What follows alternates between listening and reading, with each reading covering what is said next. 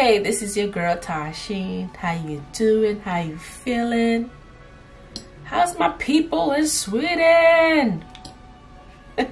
How y'all doing? I didn't forget about y'all. I know some of y'all probably upset with me because I haven't been posting a lot of stuff about Sweden, and y'all the ones who've been showing me a lot of love on my channel. Y'all like the main people who show me so much love on this channel, and I feel like I abandoned y'all. Please forgive me. I'm sorry. Please, please, please, please, please. I'm sorry. I'm sorry. It's just that there's not a lot of Sweden TV shows that I would like to react to. I don't really know any, because nobody don't really, you know, comment below and let me know what's the, you know, like the next video of like TV shows and other stuff, you know. So it's very hard to find like TV shows. So if you see me react to a lot of TV shows, because mostly like is in the UK, so, and they have so many TV shows, but I want to show y'all some love too, you know. So make sure before you leave, make sure you comment below and let me know what's the next Sweden video you'd like me to react to, okay? So that's being said, this guy right here is saying that there are 10 things he hates about living in Sweden. Ooh, I need to know, like, why he hates, like, what it is about Sweden. Like, I don't see anything wrong with Sweden. I mean, I haven't been there, I haven't traveled there, so I guess I can't really say much. But well, let's just see what he have to say. A while ago, I made a simply incredible video about 10 reasons why I like living here in Sweden. But then I thought, fuck it. I mean, the internet is filled with way too many positive things as it is. So I thought I'd make another video explaining, you know, talking about 10 reasons I really hate living in this fucking country. So for instance, between about October and March, most of Sweden for most of the time is covered in complete soul-crushing darkness. The sun just don't show up during 6 months of the year, you know. Swedish summers are fine, and Stockholm is lovely when the sun is out, you know. But this doesn't make up for the months of depressing shit that's being pushed down your throat during the winter months here, in my opinion. There's a reason Swedish people are known to just stand in the sun for a while during the spring. You know, every Swedish person is essentially a fucking Dark Souls character. Now, number 2 might... That's the only thing I heard a lot about, is the darkness, the 6 months of darkness. That's hard for me. That's why if I visit, I have to visit like where the sun is out. Because I'm the type of girl, I love the sun. I don't like darkness. I don't like cold. That's 2 things I don't like. The darkness and the cold. Like, I can't do it. I can't do it. I like the sun, okay? I like the brightness. I like the warmness, okay? I'm a tropical girl, okay? I'm a Caribbean girl. Have something to do with this darkness, because it's mirrored in the people as well. It's a very known cultural thing here in Sweden that Swedish people have this sort of ice cold barrier around themselves, you know, that is very difficult to crack socially. This does not apply for Swedes living abroad interacting with other Swedes, or Swedes in Sweden interacting with foreigners. So unless you're also a Swedish person watching this is like impossible for me to prove.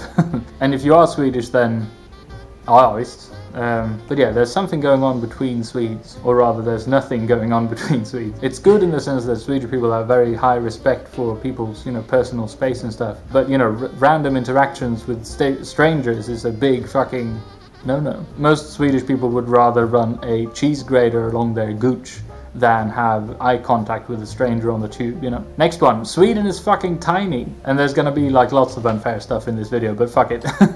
It can't help it, but, you know, size matters to me. It's obviously all relative. I mean, my penis is way bigger than a thimble. If you come from a town with a population smaller than the sub count for this channel, Skövde, maybe, I don't know, then Stockholm might seem like a big city to you. Having lived in London and Tokyo, though, I don't think it is. I feel that big cities are the most open-minded areas. You're surrounded by so many fucking people that it's impossible to feel alienated or out of place, because there's always going to be someone who's even weirder than you are, you know. So for instance, if I wanted to roll down a high street in in London on, you know, roller skates, dressed as a banana with a jukebox playing the Swedish national anthem, shouting about how much I love my toast just right, then people wouldn't look at me twice. They've most likely seen something even weirder just like the same morning. If I did the same thing, especially here in New York too, if you do the most weirdest thing here, people probably wouldn't even stare at you. We're so used to it.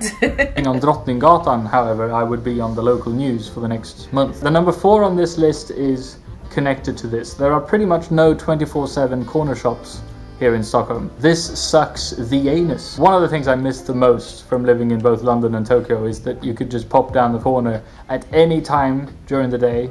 In New York too. In New York. we have a lot of 24-hour stores here in New York. Like if I wake up like 3 o'clock in the morning, if I'm up at 3 or 4 o'clock in the morning, I could go to the most nearest local store and grab what I need. Or if it's an emergency, and let's say if you need a medicine or something, you're not, you know, someone in your house not feeling good, you could go to any store. They're open 24/7 and get some medicine or stuff that you need. So yeah, stores never close here. And then buy whatever you need. This probably has to do with the sort of excellent worker rights and conditions here in Sweden. We don't want to force people to work awkward hours too much. But still, I do miss being piss drunk and being able to buy some Reese's from the poor underpaid guy on the corner, you know. Or go there to top up on some beer and wine for the party in the fucking park. Which brings me to the next point. I mean, well, he mentioned something about, you know, about workers' rights. You know, some people don't want to work that late. That's understandable. I could respect that. You know, I can respect it. Jesus, fucking Systembolaget, number 5. This is number 5, yes. Now, the idea behind Systembolaget is a good one, I suppose. But fuck me, it sucks. For those of you who don't know, it is not possible in Sweden to buy alcohol from regular shops like you can in pretty much every other country around the world. You can only buy alcohol stronger than 3.5% at a licensed pub or restaurant or at Systembolaget, which is the state-owned company with a complete monopoly on this shit. This is as close as we are to the socialist nightmare here, you know. So let's say, for instance, that me and my partner are in bed after some steaming hot sex and we both crave a post-anal White Russian, you know. Then my brother can't simply pop down to the corner shop and buy some Kahlua. We have to wait to the next day when Systembolaget opens, you know. Unless it's a Sunday, because it's fucking closed on Sundays. This sucks. Now, I might have lost some of you in number 5 there with, you know, the reference to me and my brother having some sexy time. But let me bring you back to the moist side by bringing up the Swedish housing market. This shit is frustrating to the tits, you know. I slipped into this rental flat in central Stockholm on the biggest fucking räkmacka you can imagine, you know. Most people my age either live outside the city or have incredibly rich fucking parents who have bought an apartment for them, you know. And if you want a bigger apartment than this one in this part of town, you will literally have to wait about 50 plus years to get one. I went on a walk with my dad through one of these areas a while back and we talked about how literally the only people who were allowed to live there were people who signed up for the queue system SKB back in the fucking 1960s. Compare that to me getting a place to live in London after looking for about a week, perhaps? Or like a month, tops, in Tokyo, you know? Now, I mean, sure, the London one might be shared with, you know, 5 other people, one of whom is a mold monster that was born in the bathroom, and the Tokyo one might be, you know, 2.5 square meters big. Wow. But still, they were easy to find, at least. Now, number 7, Felix Herngren can go fuck himself. Number 8. This next reason is completely uncalled for. But I kind of don't like Swedish. It's, I don't know, or rather I don't really like myself speaking Swedish, I think. I feel very sluggish and boring. I feel that in Swedish I'm not able to, you know, live out the suave, witty, ball-crushingly charming man that I know that I really am. Probably because I grew up adoring British English. I'm just frustrated that nothing in Swedish can ever come remotely close to sounding as charming as, you know, Hugh Grant in Notting Hill. Number 9, everything in Sweden is a bit too much by the books. Now, what the fuck do I mean by this? Now, this is obviously wonderful when we're talking about, you know, fucking law and order and people behaving in the tvättstuga, you know, but sometimes it can go a bit out of hand. Like, for instance, it is completely unheard of to imagine like a Swedish official, you know, going, it's fine, we can sort of bend the rules a little bit here to just make this situation, you know, this car rental, for instance, or whatever, you know, just a bit more smooth for everyone. It's easier that way. That would almost never happen in Sweden. No, but this is like the rule, this is the way to do things. buildings, you know. It's a Swedish law liksom. Damn. Oh. For example, it's common in London to see big apartment buildings with different coloured front doors. Ooh. There's clearly no... I like that though. I like that. It's different. Set idea or rule for what it should look like. This is impossible in Sweden. In like an apartment building, no one would consider, you know, painting their front door a different color than their neighbors. If you did, you could end up in trouble for breaking the local trivselregler or some shit. Okay, now fine, I mean, getting woken up by your flatmate in London who's had nothing to eat for the last week, apart from injecting anthrax into his eyeballs. That level of fucking nuts is not ideal, perhaps. But I still think that Sweden could learn from that guy.